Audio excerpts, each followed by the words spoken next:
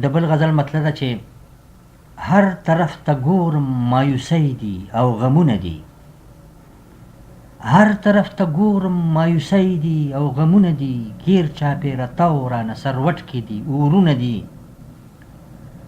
نور دې هم څو ورځې د چمن ګلونه وخاندي، نور دې هم څو ورځې د چمن ګلونه وخاندي، سوچ په خندا زما د خوږ زړه پر هرونه دي.